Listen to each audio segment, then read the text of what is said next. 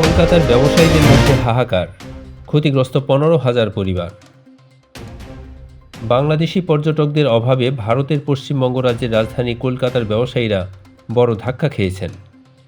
এই এলাকা মূলত প্রতিবেশী দেশ বাংলাদেশের পর্যটকদের উপর নির্ভরশীল। বাংলাদেশে চলমান সংকট এবং সংশ্লিষ্ট ইস্যুতে ভারতীয় নেতাদের উস্কানিমূলক বক্তব্যের কারণে দুই দেশের সম্পর্কে যে শীতলতা তৈরি হয়েছে, তাতে বাংলাদেশি পর্যটকদের না যাওয়ার কারণে কলকাতার ব্যবসায়ীরা ক্ষতিগ্রস্ত হয়েছেন। ভারতীয় সংবাদ মাধ্যম টেলিগ্রাফ ইন্ডিয়ার খবরে বলা হয়েছে, একাংশ ব্যবসায়ী এই সংকটে দিশেহারা হয়ে পড়েছেন। অন্যদিকে কিছু ব্যবসায়ী নতুন পথ খুঁজছেন বা অতীতে হারানো ভারতীয় ক্রেতাদের আবার আকৃষ্ট করার চেষ্টা করছেন। এই পরিস্থিতিতে আনুমানিক 15,000 পরিবার ক্ষতিগ্রস্ত হয়েছে। পূর্ব ভারতীয় ট্রাভেল এজেন্টস ফেডারেশন অব ইন্ডিয়ার জাতীয় কমিটির সদস্য অনিল পাঞ্জাবি বলেন, এখন বড় প্রশ্নবোধক চিহ্ন দেখা দিয়েছে।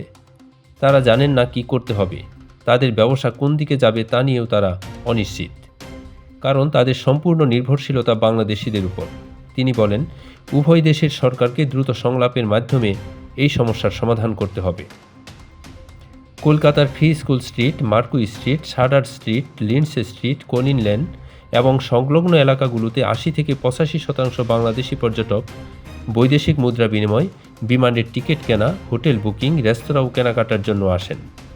তাই এই অঞ্চলের ব্যবসায়ীরা প্রতিবেশী দেশের পর্যটকদের উপর নির্ভরশীল হয়ে পড়েছেন বলে জানান ফ্রি স্কুল স্ট্রিট ট্রেডার্স অ্যাসোসিয়েশনের সম্পাদক হায়দার আলী খান। তিনি বলেন, এই সংকটের কারণে আমরা সবাই সমস্যার মধ্যে পড়েছি।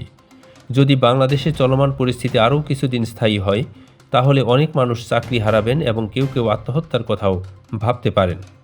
কারণ এতদিনে তারা যা অর্জন করেছেন এখন তাও হারানোর পথে রয়েছে। উভয় সরকারকেই দ্রুত এই সমস্যার সমাধান করতে হবে। তিনি জানান, আজ এই সমস্যা নিয়ে একটি বৈঠক হওয়ার সম্ভাবনা রয়েছে। ফ্রি স্কুল স্ট্রিট ট্রেডার্স অ্যাসোসিয়েশনের সভাপতি মনতোষ কুমার সাহা জানান, তিনি গত 25 বছর ধরে এই এলাকায় ব্যবসা করছেন, কিন্তু এমন পরিস্থিতিতে কখনো পড়েননি। তিনি বলেন, আমরা পেট্রোপোল বর্ডার থেকে বাস সার্ভিস চালাই এবং বাংলাদেশি যাত্রীদের এখানে নিয়ে আসি, যা তাদের মধ্যে খুবই জনপ্রিয়। 6 ডিসেম্বর মাত্র 130 জন এখানে এসেছিলেন, যেখানে এই সংখ্যা আগে প্রতিদিন 5 থেকে 7,000-এর মধ্যে থাকত।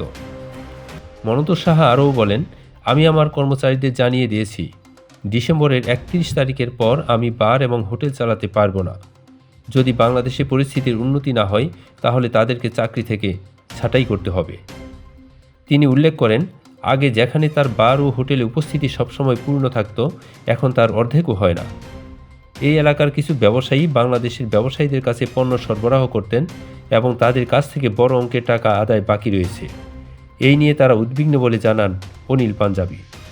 এই অনিশ্চয়তার মুখে ব্যবসায়ী সম্প্রদায় এখন আজকের বৈঠকের দিকে তাকিয়ে রয়েছেন।